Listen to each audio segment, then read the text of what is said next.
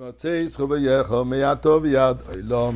dear friends, mes chers amis, je m'excuse. Prenons une pièce, ou deux pièces, ou plusieurs pièces, ou un billet, mettons dans la boîte de tzedaka. Et donc, on aura la tfila, on aura la tzedaka, et on aura un dvar Torah pour nous unifier. Et c'est cette unification qui nous mène, qui nous amène les plus grandes brachot. Barachenu avinu kulanu ke'echad. Dieu nous bénit puisque nous sommes ensemble, et être ensemble unifiés, c'est déjà la plus grande bénédiction. Eh bien, nous sommes dans le mois de Nissan. Aujourd'hui, on est déjà le 4e jour du mois de Nissan. Nous avons lu ce matin le Nassi. De quoi il s'agit?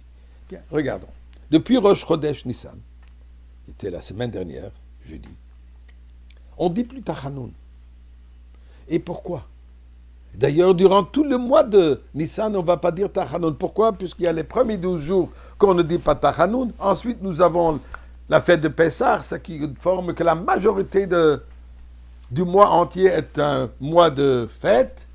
Donc, les Chachamim ont institué que durant tout le mois, c'est considéré un mois de joie. Particulièrement, puisque comme il est dit, Nissan Nigalou, au mois de Nissan, nous avons été délivrés de l'exil égyptien. Nissan Asidin Ligaël. Durant le mois de Nissan, nous allons être délivrés. Donc, ça veut dire que le mois de Nissan a une qualité particulière de délivrance, a une lumière particulière de délivrance, a une force divine particulière de délivrance que nous devons mériter, que nous devons s'accrocher, et bien sûr qu'on va le mériter. Aujourd'hui même, Bezrat Hashem. Mais c'est quoi cette affaire de Nissim? C'est quoi ces 12 jours? Bien, la Torah nous dit, par Shat Shemot, nous dit, Vayi b'chodesh harishon. Et voici, c'était le premier mois, quand on parle des mois, le cycle des mois de l'année, et le mois de Nissan. Comme il est dit, à Chodesh Hazel Achem Rosh Chodashim, ça c'est le premier mois de l'année, c'est le début de l'année. Dit le pasuk Bashana Hasheni, de la deuxième année depuis la sortie de Mitzrayim, d'Égypte, Be'echad la Chodesh, au premier jour du mois, Hukam HaMishkan, le Mishkan a été posé, monté. Et ensuite, on trouve dans Bamidbar, Vayakrivu Nisi et Israël. Ils ont emmené leur offrance, leur korban, les chefs de tribus. Tous les jours, nous dit la Torah, qu'un des chefs des tribus a amené les korbanot. Le premier était Yehuda. Pourquoi Yehuda? Yehuda, c'était lui qui avait mérité la brora, et d'ailleurs, c'est de lui qui vient Mashiach. Mashiach ben David, de Shevet Yehuda.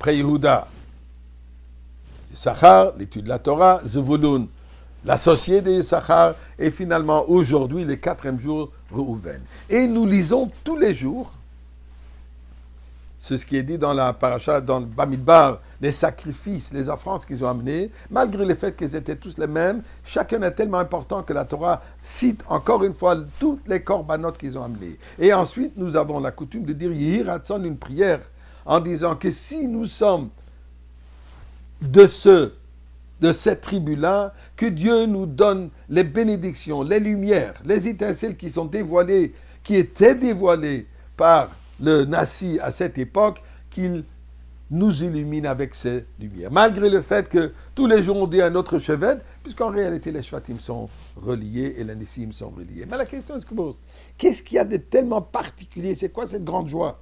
C'est quoi tellement spécial? D'ailleurs, il est dit que les Nissim, eux, ils ont fait une fête ce jour-ci. Mais ça, c'était pour eux il y a 3333 ans. Aujourd'hui, encore. Mais l'idée est la suivante. Hukama Mishkan, monter le Mishkan, c'est quelque chose que nous devons faire tous les jours. Notre existence, nous sommes ici dans ce monde pour faire de ce monde une demeure pour Akadosh Baruch Hu. Vasu li migdash v'shachanti b'tocham. Notre devoir est de monter ce Mishkan tous les jours. Nous devons être ce Mishkan. Où est-ce que le Mishkan a été bâti la première fois? Dans le désert, pour nous enseigner. Même si nous nous trouvons dans un désert spirituel. Un Nassi, je suis un juif, je suis un individu, je me trouve dans un désert spirituel. Bashgacha Pratit, je vis dans un endroit où il manque une communauté, il manque une structure religieuse, il manque une vie de Torah et mitzvot autour de moi. Mon entourage est un désert. Nous dit la Torah, tu es capable de monter un Mishkan. Pourquoi? Puisque tu es attaché au Nassi. Tu es attaché au prince. Ce chevet, l'essentiel est d'être attaché au Nassi. Et si on s'attache au Nassi, on est capable de transformer, hukam, élever, monter, faire cette ascension pour que notre vie, nous-mêmes, notre demeure, notre désert soit transformé en Mishkan, en sanctuaire pour Akadosh Baruch Hu. Mes chers amis, mais ça c'est le Beth Amikdash. Encore un petit effort, encore un attachement au Nassi, et Bezrat Hashem, aujourd'hui même, nous aurons la Géoula et nous verrons le Nassi avec nous.